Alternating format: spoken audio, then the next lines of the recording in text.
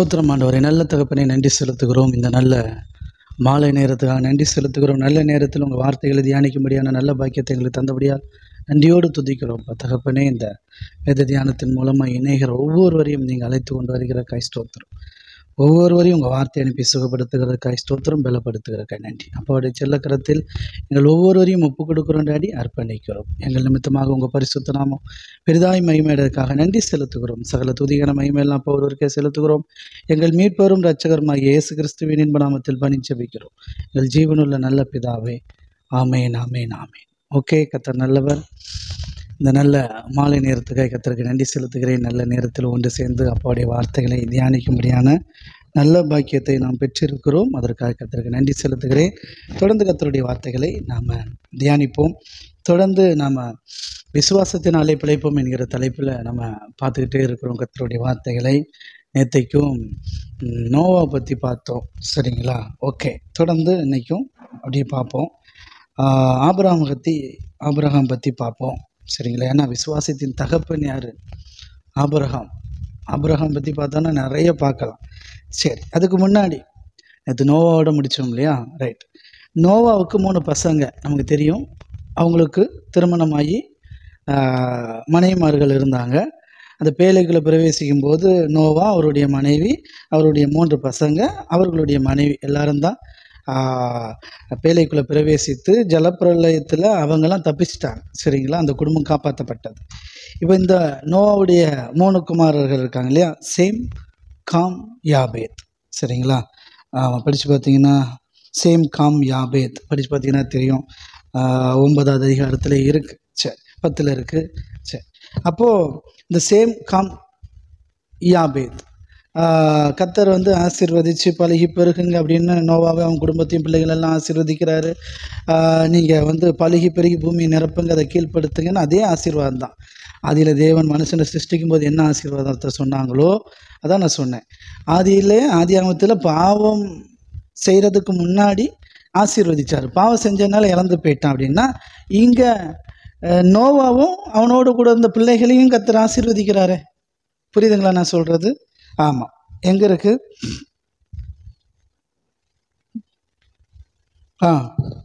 ஆதியாகமம் 9வது அதிகாரம் 1ஆம் வசனம். நல்லா கவனிச்சுக்கோங்க. கர்த்தருடைய ஆசீர்வாதமே ஐஸ்வர்யத்தை தரும். சொல்லுங்கள். தேவனுடைய ஆசீர்வாதத்தினால தேவனுடைய பிள்ளைகள் பிழைப்பாங்க. அது ரொம்ப முக்கியம், சரிங்களா? இப்போ பாருங்கள், இப்போது ஆதாம் மூலமாக உண்டாச்சு இல்லையா? அந்த ஜெனரேஷனில் யார் இருக்கிறா? நோவா இருக்கிறாப்புல. நோவா அவன் குடும்பம் இருக்குது, மித்த எல்லாரும் அழிஞ்சிட்டாங்க. நோவா யார்? நீதிமான். தேவனோடு சஞ்சரித்த, தேவனுடைய வார்த்தைக்கு கீழ்ப்படிஞ்சு வாழ்ந்த நீதிமான். ஓகே, அவனை கர்த்தர் குடும்பத்தோடு காப்பாற்றினார். இப்போ இந்த நோவாவையும் அவனுடைய பசங்களையும் கர்த்தர் ஆசீர்வதிக்கிறார். பாருங்கள், நல்லா கவனிச்சுக்கோங்க. அது 9:1. பின்பு தேவன் நோவாவையும் அவன் குமாரரையும் ஆசீர்வதிக்கிறார். ஆசீர்வதித்து நீங்கள் பழகி பெருகி பூமியை நிரப்புங்கள். நோவாவை ஆசீர்வதித்து அவன் மனைவி ஆசீர்வதித்த மாதிரி நோவாவுடைய குமாரர்கள் ஆசீர்வதித்து அவர்களுடைய மனைவிகளை ஆசீர்வதித்தது போல, சரிங்களா? நீங்கள் பழகி பெருகி பூமியை நிரப்புங்கள். உங்களை பற்றிய பயமும் அச்சமும் பூமியில் உள்ள சகல மிருகங்களுக்கும் ஆகாயத்தில் உள்ள சகல பறவைகளுக்கும் உண்டாயிருக்கும். சொல்லுங்க. விழுந்து போன அந்த மனுஷனை தான் தேவன் இப்படி ஆசீர்வதிக்கிறார். எத்தனை நம்புறீங்க? ஆதாம் விழுந்து போயிட்டாரு, ஆதாம் சாபத்துக்குள்ளே போயிட்டாரு அப்படின்னு. இல்லை, ஆமாம், உண்மைதான். ஆனால் அடுத்து நோவா குடும்பத்தை கர்த்தர் ஆசீர்வதிக்கிறாரு. புரியுதுங்களா? என்னென்ன ஆசீர்வதிக்கிறார்? ஆசீர்வதித்து நீங்கள் பழகி பெருகி பூமியை நிரப்புங்கள். உங்களை பற்றிய பயமும் அச்சமும் பூமியில் உள்ள சகல மிருகங்களுக்கும் ஆகாயத்தில் உள்ள சகல பறவைகளுக்கும் உண்டாயிருக்கும், சரிங்களா? பூமியிலே நடமாடுகிற யாவும் சமுத்திரத்தின் மச்சங்கள் யாவும் உங்களுக்கு கையளிக்கப்பட்டன. எல்லாம் உங்களுக்குரியது. எல்லாம் உங்களை கண்டா பயந்து நடங்கும். நீங்கள் அவர்களை கீழ்ப்படுத்தி ஆளுகை செய்வீர்கள். அதான் அர்த்தம், சரிங்களா? ஓகே, சரி, கர்த்தர் நல்லவர். ஆமேன். இப்போ இப்படி சொல்லியாச்சு இல்லையா? இப்போ இந்த 3 பசங்க என்ன பண்ணுறாங்கன்னா, இப்போ மழை பெஞ்சு இப்போ பூமியில் மழைலாம் பெய்ய ஆரம்பிச்சிட்டு இல்லையா? இப்போ பாருங்கள், அவங்க திராட்சை தோட்டத்தை நடுறாப்புல, விவசாயத்தை தொடங்குறாப்புல. சரி, பாருங்க.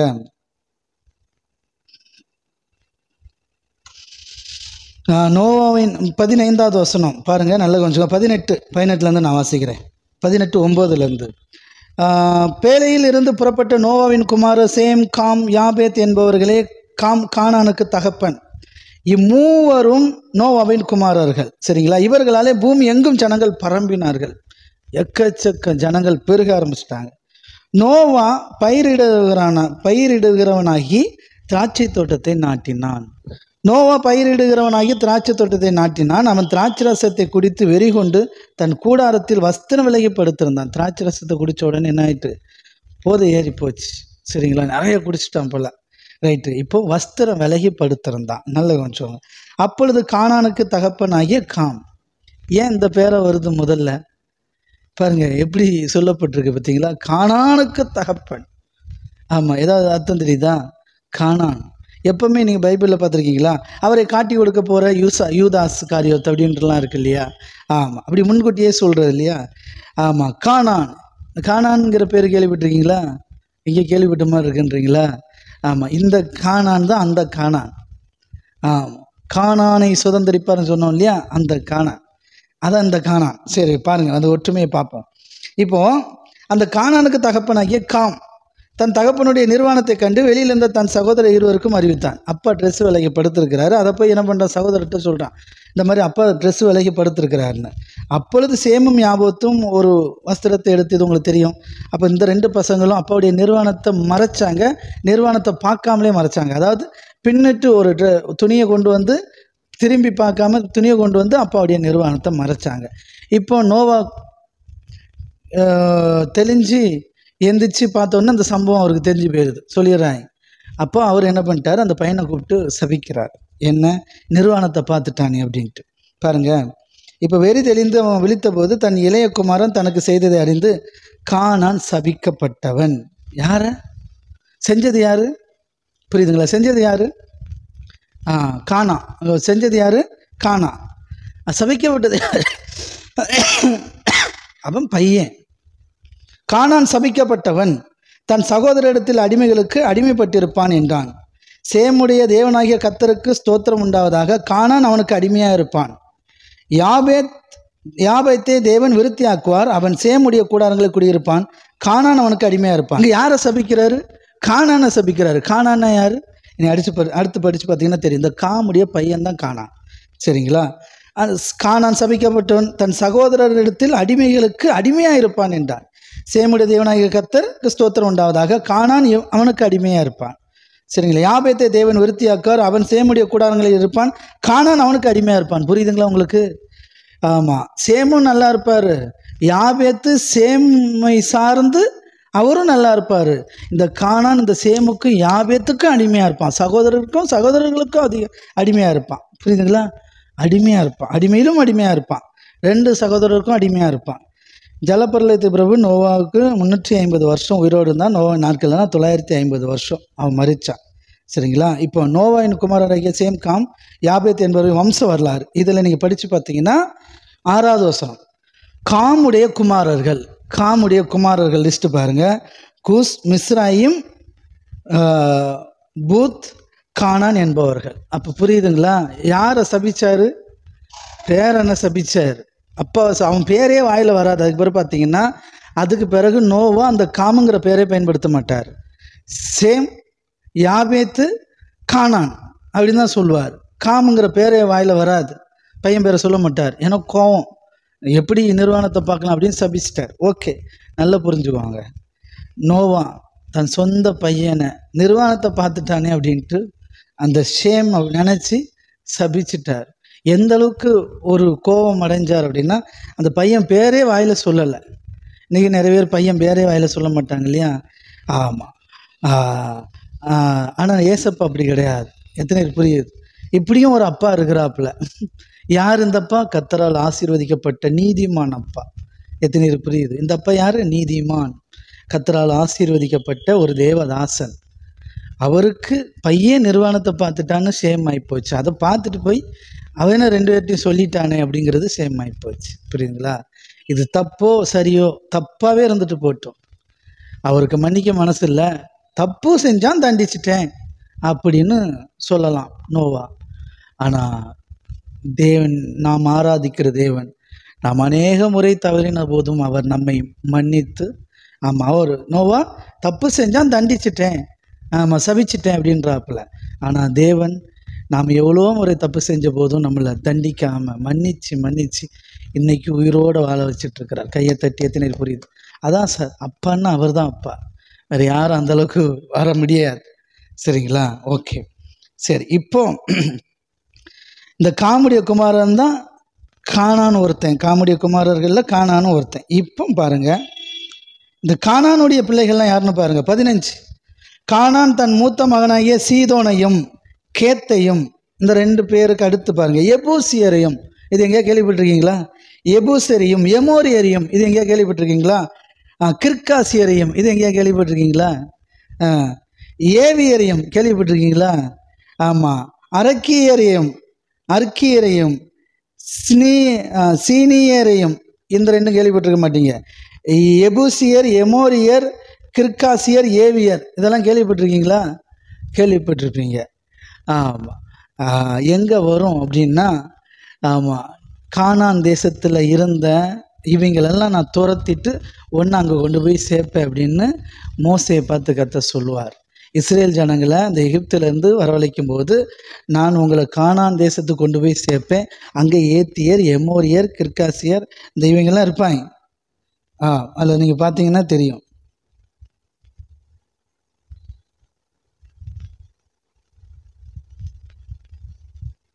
யாத்திராகமும் 23வது அதிகாரம் நல்லா கவனிச்சுக்கோங்க.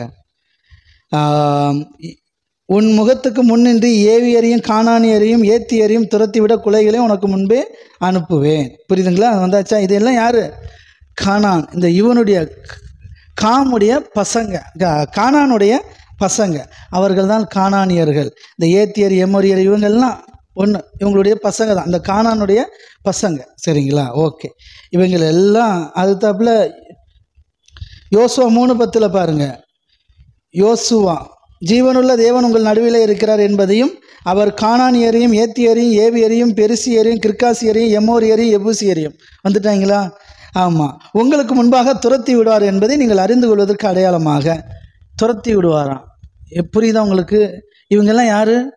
நோவாவால் சபிக்கப்பட்டவர்கள். எதுக்காக? அப்பாவுடைய நிர்வாணத்தை பார்த்துட்டான்ட்டு. புரியுதுங்களா? அவங்கள துரத்தி விட்டுட்டு தான் இந்த இஸ்ரேல் ஜனத்தை கொண்டு வந்து அங்கே நாட்டுறார். இஸ்ரேல் ஜனனை இது யாருன்றீங்க? யாருன்னு தெரியுமா? சேமுடைய சந்ததி. இந்த சேமுடைய சந்ததியை தான் அங்கே கொண்டு வந்து நாட்டுறார். இப்போ உங்களுக்கு பாருங்கள், படித்து பார்ப்போம். 11 சேமுடைய சந்ததியை பார்ப்போமா யாருன்ட்டு. 10வது வசனம், 11வது அதிகாரம் 10வது வசனம். இங்கே நல்லா கவனிச்சு பாருங்கள். சேமுடைய வம்ச வரலாறு.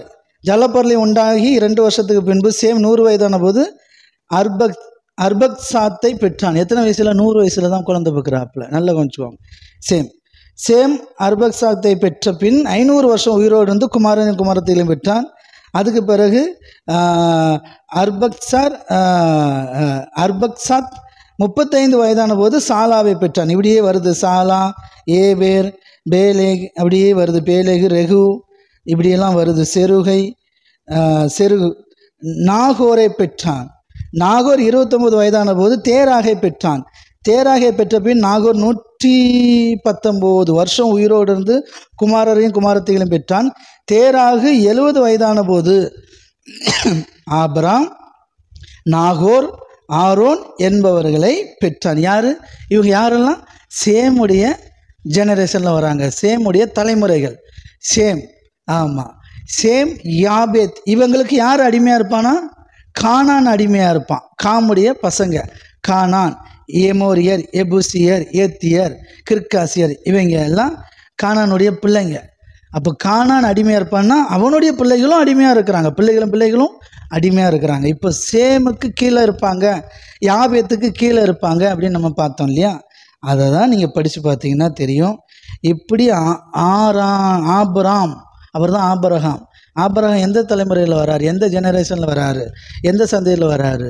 இந்த சேமுடைய அப்பாவுடைய நிர்வாணத்தை மறைத்தவன். கையை தட்டு பாருங்கள் எப்படி வச்சிருக்கிறார். நோவா யாரு? நீதிமான், தேவதாசன், தேவனுடைய மனுஷன். அவனுடைய நிர்வாணத்தை ஒருத்தன் பார்த்தா அவன் சபிக்கப்பட்டவன் ஆகிட்டு, அவங்க அப்பா சபிச்சிட்டாரு, அதன்படியே நடந்துட்டு. ஆனால் நிர்வாணத்தை மறைச்சாங்க பாருங்க, அது பெஸ்ட்டு தானே. நிர்வாணத்தை பார்த்தவன அப்பா சபிச்சாரு, அதை கூட நீங்கள் விட்டுருங்க. அப்பாவுடைய நிர்வாணத்தை மறைக்கிறது பெஸ்ட்டு தானே. அதை தான் நம்ம பார்க்கணும்.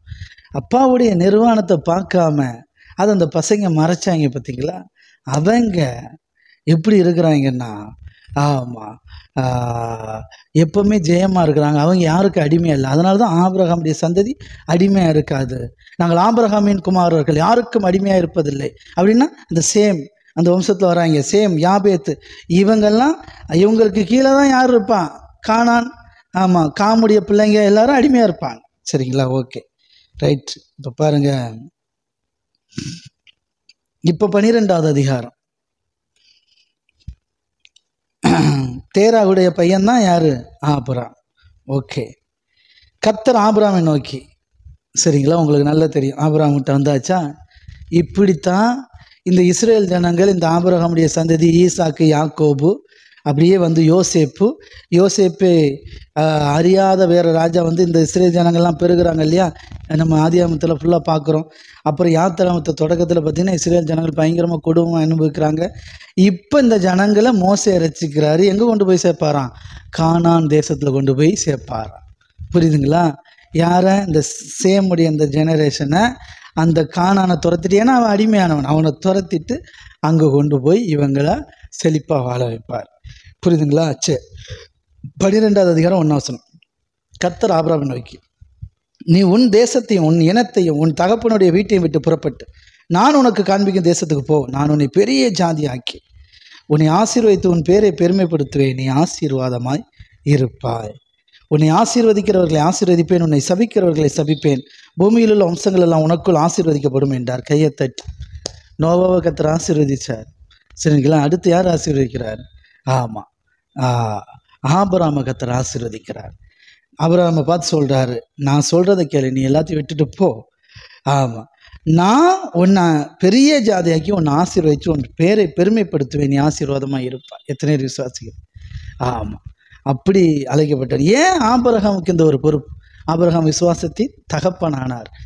இவ்வளோ பேர் இருக்கும்போது ஏன் ஆபிரகாமை தேர்ந்தெடுத்தார்? எப்போ இந்த கொஸ்டின் கேட்டாலும் உங்களுக்கு ஒரே ஆன்சர் தான் சொல்லணும். இவ்வளோ ஜனத்தின் மத்தியில் இவன் தான் சொன்னால் கேட்பான், இவ்வளவாது கேட்பான். ஆபிரகாம் உடனே அப்படியே கீழ்ப்படிஞ்சு போனாரானா? இல்லை. ஆபிரகாம் தப்பே பண்ணலையானா? இல்லை, பண்ணார்.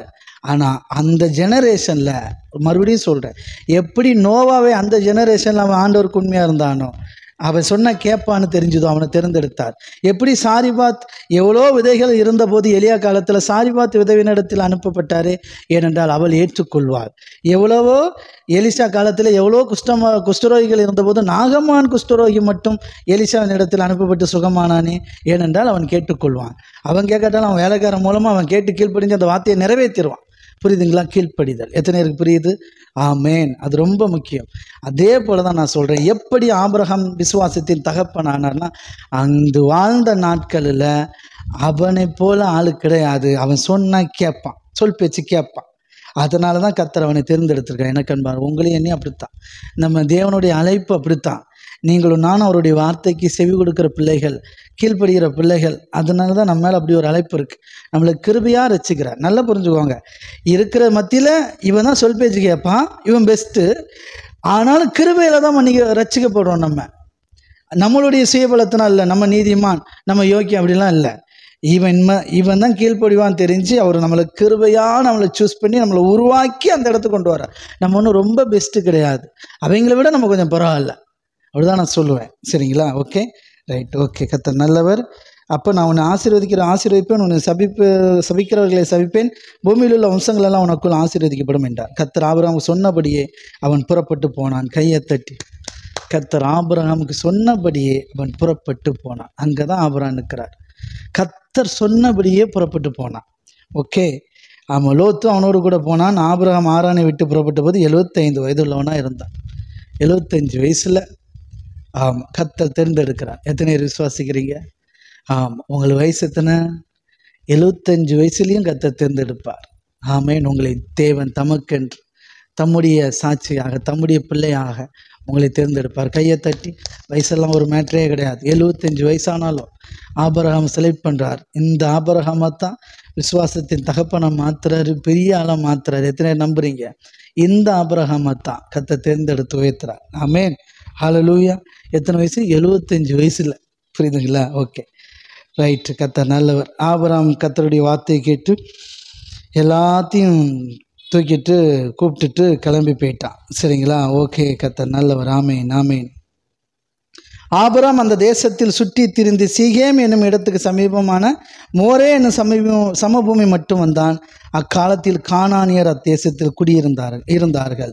கர்த்தர் ஆபிரகாம் தரிசனமாகி, கையை தட்டி, கானானியர்கள் குடியிருக்கிறாங்க. அப்பொழுது கர்த்தர் ஆபிரகாம் தரிசனமாகி, உன் சந்ததிக்கு இந்த தேசத்தை கொடுப்பேன் என்றார். அப்பொழுது அவன் தனக்கு தரிசனமான கர்த்தருக்கு அங்கே ஒரு பலிபீடத்தை கட்டினான். கையை தட்டி, எந்த தேசத்தை கொடுப்பாராம்? கானானியர்கள் இருக்கிற அந்த தேசத்தை கொடுப்பார்.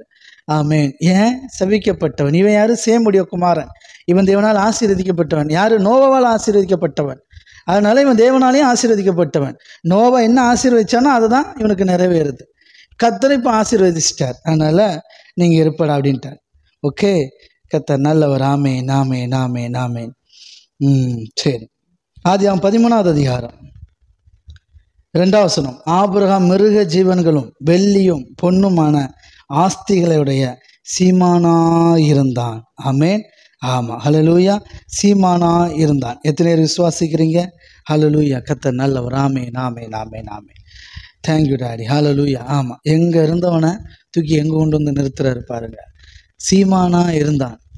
ஆமாம், அவங்க குடும்பத்தில் எவ்வளோ பேர் இருக்கும்போது கர்த்தர் அவனை தூக்கி எடுத்து கொண்டு வந்து, இடையில உங்களுக்கு சம்பவம் தெரியும், நிறையா தெரிஞ்சதான். மனைவி தூக்கிடுவாங்க, சகோதரின்னு சொல்லிடுவாப்புல, மனைவி தூக்கிட்டு போயிடுவாங்க. கர்த்தர் காப்பாற்றி கொண்டு வருவார். கர்த்தர் காப்பாற்றி கொண்டு வந்து அவங்க கூட வாழ வைப்பார். எத்தனை பேர் புரியுது? ஆமாம், கர்த்தர் அழைச்சிட்டார்னா, கர்த்தருடைய வார்த்தைக்கு கீழ்ப்படிஞ்சு ஒரு தடவை கிளம்பிட்டான்னா, கிளம்புனதான் கர்த்தர் அவனை உயர்த்திடுவார். எத்தனை பேர் விசுவாசிக்கிறீங்க? கர்த்தருடைய வார்த்தைக்கு கீழ்ப்படிஞ்சு போனான். கர்த்தர் உயர்த்திட்டே இருக்க. சீமான் ஆயிட்டான். ஏகப்பட்ட அவனுக்கு ஆடு மாடு அப்படி இப்படின்னு ஏகப்பட்ட நன்மைகள் ஆபிரகாம் சுதந்திரித்திருக்கிறார். எத்தனை பேர் விசுவாசிக்கிறீங்க? கர்த்தர் நல்லவர். ஆமேன், ஆமேன், ஆமேன், ஆமேன். லோத்தும் ஆபிரகாமும் பயங்கரமாக செழிப்பாயிருவாங்க. இடம் பத்தாது. அவ்வளோ ஆடு மாடு கோழி எல்லாம் உண்டு. அவங்க வேலைக்காரங்களுக்கு பிரச்சனை வருது. இப்போ லோத்து இவரை விட்டு பிரிகிறார். அது வரைக்கும் லோத்து ஆபிரகாமோடு இருந்த வரைக்கும் சூப்பராக செழிப்பாக நல்லா இருந்தார். நல்லா புரிஞ்சுக்கோங்க.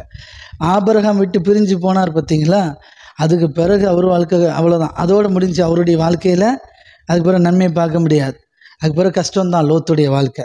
ஆபிரகாம் கானான் தேசத்தில் குடியிருந்தான். லோத்து யோர்தானுக்கு அருகாமை உள்ள சமபூமி பட்டணங்களில் வாசம் பண்ணி சோதாமுக்கு நேர கூடாரம் போட்டான். சோதாம் பக்கத்தில் போய் கூடாரம் போட்டான் லோத்து. ஆபிரகாம் விட்டு பிரிஞ்சு போயிட்டாப்புல. சரிங்களா? அங்கே சோதாமுக்கு பக்கத்தில் போய் குடியிருந்தான் இல்லையா? இப்போ அதை சுற்றி இருக்கிற ராஜாக்கள் சேர்ந்து அந்த நாட்டை பூரா, அந்த மக்களை பூரா காலி பண்ணும்போது பிடிச்சிட்டு போயிட்டாங்க. யுத்தம் பண்ணி அந்த மக்களை பூரா பிடிச்சிட்டு போகும்போது லோத்துவையும் அவனுடைய மனைவியும் அவனுடைய உடைமைகளை பூரா கொண்டு போயிட்டாங்க. இப்போ இதை கேள்விப்பட்டு ஆபிரகாம் போய் தான் கூட வேலைக்கு இருந்த ஆட்கள் 318 பேர் அவங்கள கூப்பிட்டு போய் அந்த ராஜாக்கள் எல்லாம் ஜெயிச்சு லோத்துவை மீட்டு கொண்டு வந்துடுவாப்புல. கொண்டு வந்த பிறகு தான் 15வது அதிகாரம், ஆதியாகமம் 15. இந்த காரியங்கள் நடந்த பிறகு கர்த்தருடைய வார்த்தை ஆபிரகாம் தரிசனத்தில் உண்டாகி, அவர் ஆபிரகாமே, நீ பயப்படாதே, நான் உனக்கு கேடகம் மகா பெரிய பலனுமாக இருக்கிறேன் என்றார். கையை தட்டி ஆமென். எப்படிங்க? போய் தன்னுடைய சகோதரன் அவனுக்காக லோத்துக்காக யுத்தம் பண்ணி அவனை காப்பாற்றி கொண்டு வந்துடுவாப்புல. இப்போ கர்த்தர் அவனுக்கு தரிசனமாகி சொல்லுவாப்புல, ஆபிரகாமே நீ பயப்படாதே, நான் உனக்கு கேடகம் உனக்கு மகா பெரிய பலனுமாக இருக்கிறேன் என்றார். ஆமென். எத்தனை புரியுது? ஆமென். அதற்கு ஆபிரகாம், கர்த்தராகிய ஆண்டவரே, அடியனுக்கு என்ன தருவீர் அப்படின்னு கேட்குறாப்புல. இங்கே தான் கேட்குறாப்புல, நான் பிள்ளை இல்லாமல் இருக்கிறேன் அப்படின்னு சொல்கிறாப்புல. சொன்ன உடனே, தேவரீர் எனக்கு புத்திர சந்தானம் அருளவில்லை, இதோ என் வீட்டில் பிறந்த பிள்ளை எனக்கு சுதந்திரவாளியாக இருக்கிறான் என்றார். அப்பொழுது கர்த்தருடைய வார்த்தை அவனுக்கு உண்டாகி, இவன் உனக்கு சுதந்திரவாளி அல்ல, உன் கற்பப்பிறப்பாக இருப்பவனே உனக்கு சுதந்திரவாளி ஆவான் என்று சொல்லி அவர் அவனை வெளியே அழைத்து, நீ வானத்தை அண்ணாந்து பார். முதல்ல சொன்னார், நீ போ, நான் உன்னை பெரிய ஜாதியாக்குவேன், நான் உன்னை ஆசீர்வதிப்பேன், உன்னை ஆசீர்வதிப்பேன், சபிக்கிறவர்களை சபிப்பேன் அப்படிலாம் சொன்னார். கேட்டு வந்தாப்புல நிறைய காரியங்கள் நன்மைகள் கர்த்தர் செஞ்சார். சூப்பராக போயிட்டுருக்கு. இப்போ அவன் குழந்தை கேட்குறான், ஆண்டவரே எனக்கு குழந்தை தாங்க அப்படின்ட்டு. அப்போ தான் கர்த்தர் சொல்கிறார், அவனை வெளியே அழைத்து நீ வானத்தை அண்ணாந்து பார், நட்சத்திரங்களை உன்னால் என்ன உன்னாலே கூடுமானால் அவைகளை என்ன என்று சொல்லி பின்பு அவனை நோக்கி உன் சந்ததி இவனமா இருக்கும் என்றார். கையை தட்டி என்ன கேட்டாப்புல? ஆமாம், குழந்தை கேட்டாப்புல. கிளட்ட உடனே கர்த்தர் சொன்னார், அவனை கூப்பிட்டு ஆமாம் வானத்து நட்சத்திரத்தை பார், இப்படி உனக்கு சந்ததிகள் இருக்கும் அப்படின்னு சொன்னாப்புல. அவன் கர்த்தரை விசுவாசித்தான், அதை அவர் அவனுக்கு நீதியாக எண்ணினார். கையை தட்டி ஆமேன் ஆமேன். எப்படி? ஆமாம், ஒவ்வொரு முறையும் கர்த்தர் கூட வந்து நடத்தினார். இப்போ ஒரு தேவையில் இருக்கிறான். என்ன தேவை? ஆமாம், பிள்ளை வேணும். 75 வயசு வந்தாப்புல. இப்போவும் வருஷம் அப்படியே போயிட்டு குழந்தை இல்லாமல் இருக்கிறான். கஷ்டமாக இருக்கு அவனுக்கு. அதனால எனக்கு ஒரு குழந்தை வேணுங்கிறான். அப்போ தான் கர்த்தர் சொல்கிறார், வானத்து நட்சத்திரத்தை பற்றியா, இந்த மாதிரி உன்னுடைய சந்ததி பெருகுண்டா அப்படின்னு சொன்ன உடனே ஆமாம், அவன் கர்த்தரை விசுவாசித்தான், அதை அவர் அவனுக்கு நீதியாக எண்ணினார். கையை தட்டி தான் விசுவாசம். ஆமேன். எப்படி? அவனு கூடவே இருந்து வாக்குத்தத்தத்தை கொடுத்து வார்த்தையை கொடுத்து அவனை பலப்படுத்தி அவனை நடத்துகிறார் சார். அவனுக்கிட்ட சொல்லிக்கிட்டே இருக்கார், சொல்லி அவனை விசுவாசிக்க வைக்கிறார். சொல்லுங்க, விசுவாசத்தை துவங்குகிறவர், நமக்குள்ளே விசுவாசத்தை துவங்குகிறவர். எப்படி? வாக்குத்தத்தத்தை கொடுத்து வார்த்தையை கொடுத்து அவனை திடப்படுத்தி பலப்படுத்தி பாடுறா, இப்படி இருக்கலாடா, இப்படி இருக்கும்டா உன் பிள்ளைங்க, வானத்து நட்சத்திரத்தை பாரு எப்படி இருக்கு பத்தியா, இப்படி இருப்பாங்க உனக்கு பிள்ளைங்க அப்படின்னு அவனை பலப்படுத்துறார். எப்பேற்பட்ட அப்பா பார்த்தீங்களா? அப்படி அவனை விசுவாசிக்க வச்சார். சொல்லுங்க, கர்த்தர் ஆபிரகாமை விசுவாசிக்க வைத்தார், அவன் விசுவாசித்தான், அதை தேவன் நீதியாக எண்ணினார். கையை தட்டி சார், நம்ம பிள்ளைகளை நம்ம அப்படிதானே சார் வளர்க்குறோம். நம்ம பிள்ளைகளுக்கு சொல்லிக் கொடுக்குறோம், அதை சொல்கிறோம், இதை சொல்கிறோம். நம்ம பிள்ளைகளை உருவாக்குறோம், உருவாக்கி அதை பெருமையாகவே பேசுகிறோம். புரியுதுங்களா? ஒரு அப்பா ஒரு பிள்ளைய ஓட்டப்பந்தயம் நீச்சல் அடிக்க சொல்லிக் கொடுக்குறார். நல்லா கொஞ்சம் நீச்சல் அடிக்க சொல்லிக் கொடுக்குறார். அவன் அப்படி நீச்சல் அடிக்கிறான். அடித்து முடித்து நல்லா நீச்சல் அடித்த உடனே என்ன சொல்கிற, என் பையன் சூப்பராக நீச்சல் அடிப்பான் தெரியுமா அப்படின்றார். எத்தனை இது புரியுது? அப்படித்தான் கர்த்தர் ஆபிரகாம் அழைச்சி அவனை விசுவாசிக்கிற வைக்கிறதுக்காக அவனோட வார்த்தையை பேசி அவனை விசுவாசிக்க வச்சுட்டு அவன் விசுவாசித்தா அதை அவர் நீதியா என்றார். சரிங்களா? ஓகே, கர்த்தர் நல்லவர். ஆமேன் ஆமேன் ஆமேன். பின்னும் அவர் அவனை நோக்கி, இந்த தேசத்தை உனக்கு சுதந்திரமாக கொடுக்கும் பொருட்டு உன்னை ஊர் என்கிற கல்தேயருடைய பட்டணத்திலிருந்து அழைத்து வந்த கர்த்தர் நானே. ஆமேன். ஆமாம், இந்த தேசத்தையே உனக்கு சுதந்திரமாக தருவேன், அதுக்கு தாண்டா நான் உன்னை அழைச்சிட்டு வந்தேன் அப்படின்றாப்புல. சரி, ஓகே. அப்படியே நிறைய சம்பவங்கள் நடக்கும். தொடர்ந்து நம்ம நாளைக்கு அடுத்தடுத்த நாட்கள் இதை குறித்து பார்ப்போம். இன்னைக்கு ஆபிரகாமை கர்த்தர் விசுவாசிக்க வைத்தார், விசுவாசித்தான், அதை நீதியாக எண்ணி அவனுக்கு அதை நிறைவேற்றினார். ஆமேன். குழந்தை அவனுக்கு சந்ததி இவ்வளோ இருக்குன்னு சொன்னார். அவன் அப்படியே நம்பினான். அவன் இடையில நிறைய மாற்றங்கள், பிரச்சனைகள் அதெல்லாம் பார்ப்போம் நேரம் கிடைக்கும்போது. ஆனாலும் கூட தேவனுடைய வார்த்தை தான் நிறைவேறிச்சு. அவனை விசுவாசிக்க வச்சு, வாக்குத்தத்தத்தை கொடுத்து அவனை விசுவாசிக்க வச்சு அவனுக்கு அந்த காரியத்தை வாக்கிய செய்தார். கையை தட்டி நம்ம வாழ்க்கையிலும் ஆமேன். தேவன் உங்களுக்கு தந்திருக்கிற வாக்குத்தத்தம் தான் உங்கள் விசுவாசத்தில் நீங்கள் வளர்கிறதுக்கான வழி. தேவனுடைய வசனம் தான், தேவனுடைய வார்த்தைகள் தான் நம்முடைய விசுவாசத்தை அப்படியே பெருக செய்யும். தேவன் பெருக செஞ்சு நம்மளை விசுவாசிக்க வச்சு நம்மளை பிழைக்க வைப்பார். ஆமேன். ஆளுகை செய்வோம். எத்தனை பேர் விசுவாசிக்கிறீங்க? விசுவாசித்து நாம் பிழைத்திருப்போம் அப்படின்னா ஏதோ பிழைக்கிறது இல்லை, ஆளுகை செய்கிறவர்களாக பிழைத்திருப்போம், வாழ்ந்திருப்போம். சொல்லுங்கள், இந்த பூமியிலே நாம் விசுவாசத்தினால் தேவனை அறிகிற அறிவினால் வளர்ந்து அவர் மேலே விசுவாசம் வச்சு ஆளுகை செய்கிறவர்களாக இருப்போம். அப்படியே நான் மனதார ஆசீர்வதிக்கிறேன். கண்களை மூடி நல்ல தகப்பனே, இந்த வார்த்தைகளுக்காக ஸ்தோத்திரம். Thank you daddy. ஆமே, நீங்கள் எங்களோடு கூடவே இருந்து எங்களை நடத்துகிறதுக்காக ஸ்தோத்திரம். இந்த நல்ல நாளிலும் கூட ஆமே, நீங்கள் தந்த வார்த்தைகளுக்காக ஸ்தோத்திரம்ப்பா. Thank you daddy. ஹல்லேலூயா. நன்றி ஆண்டவரே. ஸ்தோத்திரம் ஸ்தோத்திரம் ஸ்தோத்திரம். விசுவாசிக்க வைத்து ஆசீர்வதிக்கிற தகப்பன் நீங்கள், நல்ல தகப்பன் அப்பா, செல்ல தகப்பன். நன்றி அப்பா. ஆபிரகாமை ஆசீர்வதித்த தேவன் எங்கள் ஒவ்வொருவரையும் நீங்கள் ஆசீர்வதித்து வைத்துக்கிற தேவனாக இருக்கிறீங்க. ஆமேன். ஹல்லேலூயா. ஆபிரகாமுக்கு குழந்தை பாக்கியத்தை கொடுத்த தேவன் எங்களுக்கும் ஆமேன் குழந்தை பாக்கியத்தை கொடுப்பதற்காக ஸ்தோத்திரம்ப்பா. Thank you daddy. ஹalleluya. ஆபிரகாமை செல்வ சீமானை மாற்றின தேவன் எங்களை மாற்றுகிறதுக்காக ஸ்தோத்திரம். ஆமீன். ஆபிரகாமுக்கு வாக்கு பண்ணி அவனுடைய விசுவாசத்தை வர்த்திக்க செய்து அதை நிறைவேற்றினீங்களே தகப்பனே, அதே போல் எங்கள் வாழ்க்கையிலும் நீங்கள் எங்களோடு பேசுகிற தேவனாக இருக்கிறீங்க. எங்களுக்கு வார்த்தை தந்து, வாக்குத்தத்தத்தை தந்து, தீர்க்க தரிசனங்களை தந்து, தரிசனங்களை தந்து எங்களை ஆசீர்வதித்து உயர்த்தி எங்களை உங்களுக்கு சாட்சியாக நிலைநிறுத்துறீங்க. அதற்காக நன்றி செலுத்துகிறோம். எங்களை தெரிந்து கொண்டதுக்காக ஸ்தோத்திரம். ஆமேன். எங்களை இப்படிப்பட்ட பாத்திரமாக அழைத்ததுக்காக ஸ்தோத்திரம். தெரிந்து கொண்டதுக்காக நன்றி அப்பா. அப்போடைய செல்லக்கரத்தில் எங்களை ஒப்புக் கொடுக்கிறோம். நீங்களே எங்களை உருவாக்குகிறதுக்காக ஸ்தோத்திரம். சகல துதியான மகிமையெல்லாம் அப்போ ஒருவருக்கே செலுத்துகிறோம். எங்கள் மீட்பர் ரட்சகருமாகிய இயேசு கிறிஸ்துவின் நாமத்தில் பணிந்து ஜெபிக்கிறோம் எங்கள் ஜீவனுள்ள நல்ல பிதாவே. Amen, amen, amen. Okay, God bless you. மீண்டும் நாளை காலை ஒன்று சேர்ந்து கர்த்தருடைய நாமத்தை ஆராதித்து மகிமைப்படுத்துவோம். கர்த்தர் நல்லவர். தேங்க்யூ.